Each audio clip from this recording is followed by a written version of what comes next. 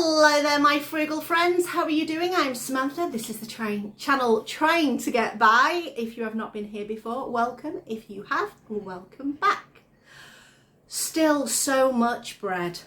If you saw last week on my video, I made a summer pudding with some of the bread that I got from my oleo haul. If you've not seen my oleo haul, go and have a look at the end of April's grocery haul video. We got so much and there is still so much left. So I've just been trying to find different ways of using bread in a bit of a different way than I would normally use it. So I went on my favourite website, Pinterest, and just typed in, you know, ways to use up bread or using stale bread. I know this bread's not stale, but it at least gives you an idea of the sorts of things you can do. So I hunted through. One reminded me of a dish that my mum used to make, which was quite a memory. So I've done my version of that. Another dish is a main course type dish. My mum's dish, we used to have it for tea, but you could easily have it for breakfast. And the final dish will be a nice sweet treat you can have using bread, but you won't know there's bread in it. So you can easily sneak some in without anybody knowing. So have a look, see what you think, and we'll have a chat about it at the end. So what I've done is I've cut some tofu into slices. Each slice is, probably less than 1 centimetre thick. And then I have mixed some miso paste, which is quite thick, with a little bit of warm water, and just gave it a little bit of a whisk till it went to more of a liquid. And we're going to pour that over the tofu to create a nice meaty umami flavour. I'm going to go in as well with some soy, which I'm not going to be able to open one-handed, hopefully, or I am. Okay, because it's got its little plasticky cap in there. Let's just, whoop. There we go. I'm just going to pour a little bit of soy over the top as well. I'm going to leave that to marinate for a couple of hours. So we've got our tofu that we had done with the soy sauce and the miso, and we're going to put this in the frying pan and fry it off slightly to start with, just to crisp it up and warm it up. You have to be careful because the tofu is quite delicate in these tubs. Now, the way my mum used to make this, and what I'm actually going to make, is like a sandwich with this tofu. And my mum made it originally with what used to be called peck, which is like a spam or a tinned ham. And so while that's frying, I'm going to show you over here what we're going to do next. So we're going to make sandwiches, essentially, from this. Now, my mum would trim off the crusts, but I'm not going to, I can't be bothered to do that. It's a bit wasteful trimming off the crust. I mean, I have used crust for other stuff, but I have got quite a bit of breadcrumbs in, and what do they call them? Well, basically cubes of bread and things. Croutons, that's the word, already. So, got my egg ready. I've got 2 eggs because I don't want to use too many eggs to start off with. I might need another one. I'm not sure. It depends on how much the bread soaks up the eggs. So I'm going to fry off this tofu, and then I'm going to show you what I'm going to do next. The tofu's been fried, and basically what we're doing now is we are just making sandwiches with the bread. We're going to cut these in half. Now, like I said, my mum would have done these by trimming off the crusts, which would have made them definitely a little bit more dainty than they are. And all we're going to do now is dip each half of the sandwich into the egg. There we go. So this is where my fingers get all mucky. Making sure it's coated really well, and it goes straight into the frying pan. There we go. And if you can see at the side, I've got some beans going as well. So I think I'm definitely going to need an extra egg because this is soaking it up quite well. Hopefully we're going to have room for all these sandwiches. And then you're just going to cook these until the egg is cooked on both sides. I think this is going to be a squash and a squeeze. So, I'm going to whip up another egg, put the last 2 sandwiches in, squash them in somehow, turn those beans down because they're bubbling away, and then we'll be done in a minute. I do have a little bit of egg left, which I'm just going to pour over the top basically. Save wasting it, and it can be like an eggy skirt. Now the tricky bit that's going to be is, obviously because I've got so many in the pan, is going to be turning them over. So we shall see how well I do. I'm pretty certain this one will be pretty much done. So in we go. There you go. That's how you want it. Just a little bit toasty egginess on the outside.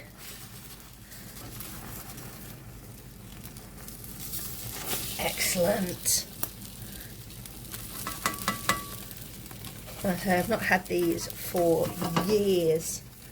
They were a regular occurrence probably on a Sunday night when I was younger. You know, you'd have your roast dinner during the day and this was Sunday night tea.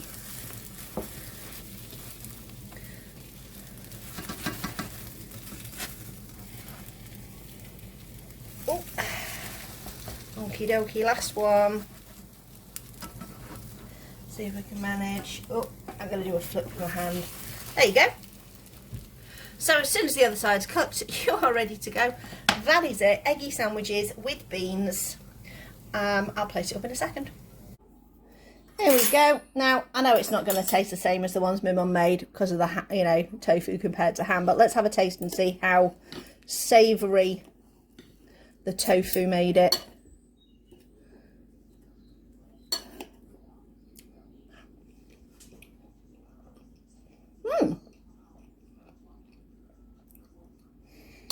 That's pretty decent. I think if I made it again, I'd possibly add a little bit of spiciness to it, but I could do that if I just go and get a little bit of hot sauce, and that'll do me. So for this bread recipe, what I've got here is a pie mix. I'll put a link below to this pie mix I made. I made it when I was doing a freezer clear out. This is what we had left over. It's basically just some corn, some veggies, some onion. In fact, no, I don't think there's even any onion there. Corn, veggies, and a soup mix. Thrown together, cooked together, and that's a basic pie mix. It's really easy to do. Our topping is not the potatoes. These are some pre-steamed potatoes that I did in the air fryer, in the instant pot, just on the pressure cooker setting. I'm just going to chop these up, and these are going to be like little roasties. So I'll pop those in the air fryer. Our topping for our pie is going to be some bread. Somebody commented in my most recent shopping haul that when I had loads of bread from my oleo haul, that they used to use, when they were a student, bread sprinkled with cheese as a topping for a pie. And I thought, that sounds really cool. So what I'm going to do is, not just going to put it on as a slice, I'm going to cut it into some cubes just to make it a little bit more decorative. These crusts will not be wasted. They will probably go to breadcrumbs. I will pop them in a freezer bag for now. And I'm just going to chop some cubed bread, and then we're going to sprinkle it on top of this pie. This mix has already been heated through, so we don't have to worry about cooking the pie mix. It's just a case of now making the topping interesting and cooking the topping off. And what I'm going to do, like I say, this is 3 slices of farmhouse loaf. So what we're doing is we're piling it up quite high, because I know what the bread that's underneath will probably go a little bit soggy, but we want the bread on top to go nice and crispy. So that's that. I'm going to spray it with some spray oil. Be relatively generous with that. Obviously it's not that much when you look at it in the grand scheme of things. Then I'm going to get a little bit of cheese. So this is vegan cheese. This will not melt in the same way as normal cheese. So if it looks a bit different, that when it comes out, that is why. So I'm going to put a little bit of that on just as an enhancement. There we go. That is it. That is now going to go under the grill until the bread is all nice and golden and crispy. In the meantime, I'm going to chop these up. Like I say, these potatoes are already, oh, sneaky bread, already pre-cooked. So they're nice and soft. And I'll just chop these into cubes. Again, spray them with a bit of spray oil. They'll take 10 minutes in the air fryer at the most. This has been really handy, having these pre-cooked potatoes in the fridge, just ready to use whenever you want them. And for some reason, because I've steamed them first, when you cook them afterwards, they seem to keep that real creamy texture on the inside and a lovely crispiness on the outside. So I'm going to pop these in the air fryer, pop the pie under the grill, and we'll have a look when it's cooked. So here we go. Here is our pie. There are our potatoes. Let's scoop some out. Can you hear it? If you can hear a weird noise in the background, like a gurgling noise, it's because I'm canning. So my canners, my water bath canner's there and it's gurgling because it's got things in it. Let me just give it a wiggle. Hopefully things will be quiet for a second. And scoop out pie. Well, that's typical. I'll try and stop it from making a noise and it makes a louder noise. I'm just going to turn the heat off for a second. And we'll turn it back on. So, pie and topping. Bit different. I think I've made more topping than pie filling, but that's okay. I remember next time.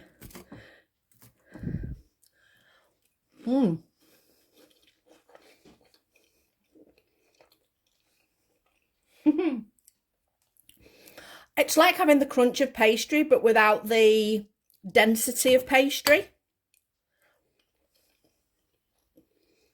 That's really tasty. I really enjoyed that. And air fried potatoes are delicious. Right, well, we're going to eat this for our tea. Fabulous. So carrying on with the theme of what to do with if you've got an excess of bread, I was perusing online on things to do and I found bread crumb cookies. I've not done any sweet baking in terms of biscuity bake type stuff for a little while, so I thought let's give these a go. So first thing first, I'll show you how I made my breadcrumbs and then we'll get on with the recipe. I've just got this bread, it's literally come out the freezer, so all I'm going to do is just kind of break it into chunks that are, you know, so each piece goes into about 6, 7, 8 pieces depending on how much I break. And all I'm going to do is pop this in the air fryer. Now the other way you can do it is you could blitz your breadcrumbs first in the raw state and then put them on a tray and put them in the oven. I just prefer this way because I feel as though I've got a little bit more control of what I'm doing and I find it just that little bit quicker. So they're just going to go in the air fryer. All in. I'm not going to worry about piling them up. So they're all piled up in there. Turn the air fryer on. I'm going to put it on at 200.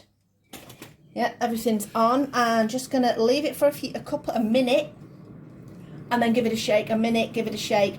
Just keeping an eye on it so that we can get it to a nice dry stage. But we don't want to add a ton of colour to this. We just want it to be a bit more, so it's dry, it's crispy, but it's not overly brown. So here is our toast essentially to a certain degree, but you can hear it nice and crispy. Some pieces obviously are a little bit browner than others because of where they're positioned in the air fryer, but we're going to go into my Ninja and I'm literally just going to chuck them in pop this on and do this in batches until we have got all our breadcrumbs. There you go, lovely breadcrumbs ready to be used for whatever you're going to use them for. So this is the recipe for the breadcrumb cookies done in my little shorthand. So I wrote down all the ingredients that I'm going to need, and then I've just done a little edit. So basically, from the butter to the vanilla, you just blend all those together really, really well. You know, cream them together until they are nice and light and fluffy, and then you add the dry ingredients at the top. It's 1 cup of breadcrumbs, so that's about 6 medium-ish slices of bread. I've used Danish bread for my breadcrumbs because that's something that we had, and I know it created quite a nice light breadcrumbs, not a dense breadcrumb. So this is the recipe we're going to use, so let's get cracking. So in my bowl I have already got 1/3 cup of white sugar, 1/2 cup of brown sugar, 1/2 cup of, says softened butter, but I've just used my normal butter that I would normally use, which is, I can't believe it's not butter, and that's that to start with. So I'm going to start mixing this first, so cream the butter and sugar together, and then I'll add my egg and my vanilla. I could do this with a hand mixer, but I'm going to use this just to get going. It shouldn't take too long because this butter is lovely and soft to be able to combine it together.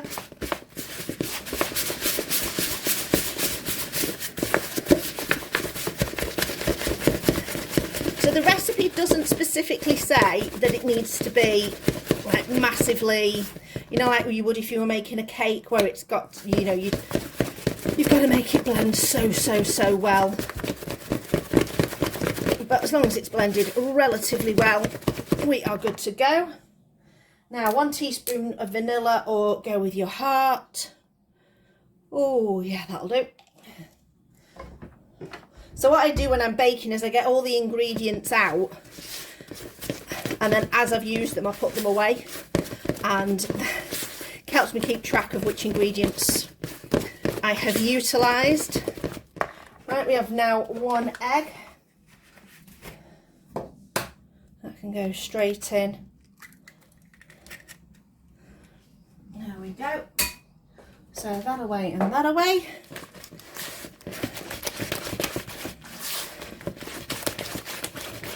This is where your egg mixture starts to make it look as if you're curdling. But it looks pretty good. There we go. Now I'm going to go in with my 1 cup of breadcrumbs, which, there we go. That is that. Then my 1 cup of flour, which I keep in my big containers with scoops in there ready to go, so I know that I don't have to ferret around for a scoop. And that's away. Oh. 1/2 teaspoon of salt, so, and a bit over the shoulder, and 1/2 teaspoon of baking powder. That's 1/4. That's 1/2.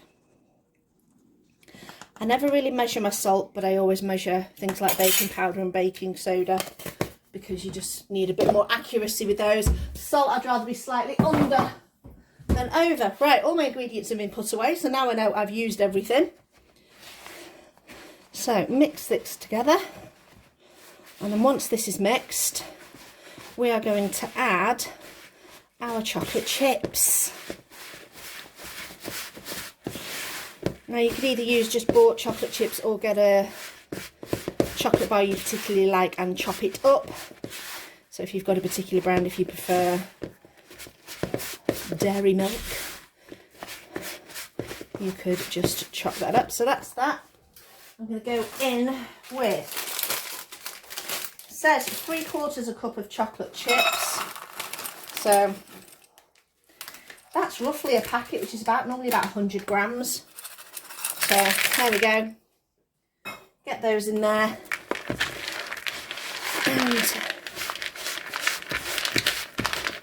And I'm going to preheat my oven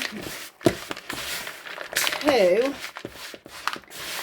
think it's 350F it said, which is about 170-ish.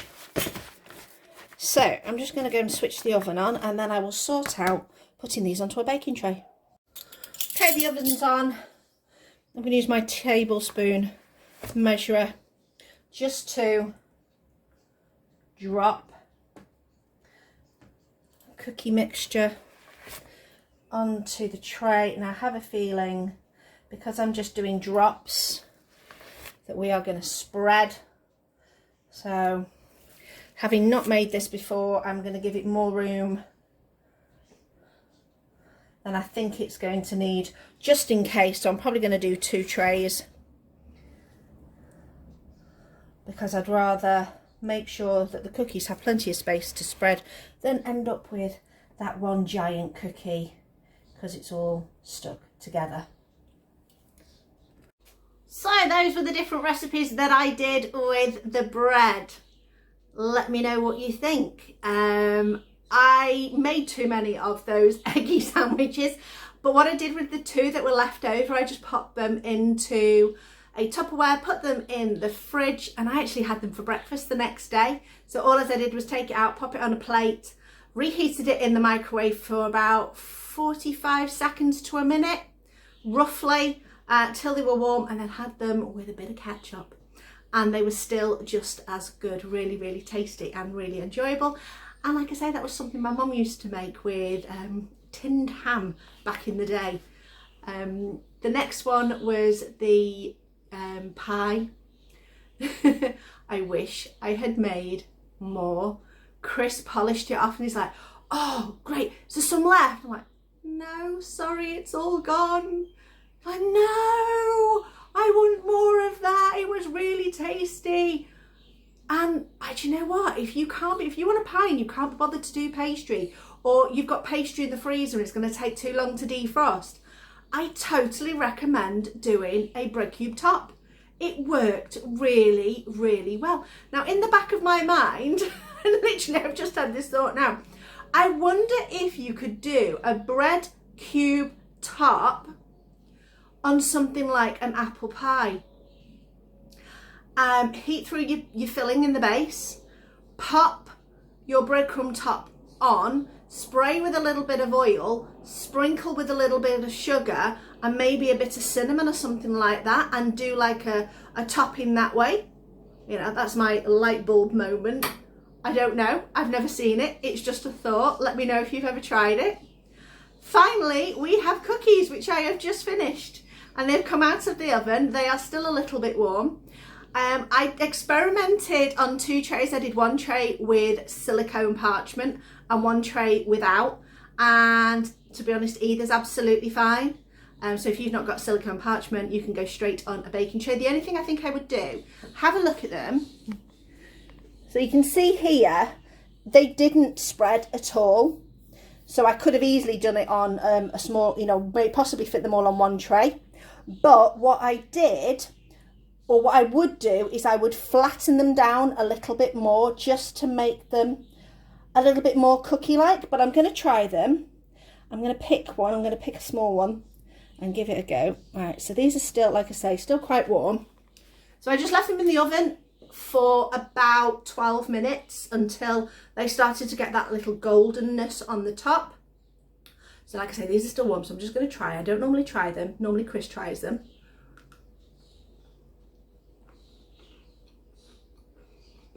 So they're crunchy on the outside.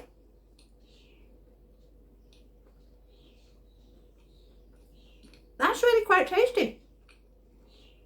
Can I taste the bread? Now, I did try a little bit of the mixture before I put, you know, from the leftovers that was in the bowl, and you could taste the breadiness. You can't really taste the breadiness in this, but it's nice and moist inside. So have a look. Don't know if you can focus on that. It looks really, really good. So I'm going to finish that with a cup of tea in a minute. So if you have any more crazy bread recipes for me where we can either disguise the bread or use the bread in a bit of a different way, let me know in the comments below. If you haven't subscribed, please do so. We would love to have a gang of you on our journey to become more frugal and use what we have in the best way we possibly can. Also, let me know in the comments below, are there any other videos you fancy me making? I'd always be interested in seeing what people think. Thank you for watching, and I will see you next time.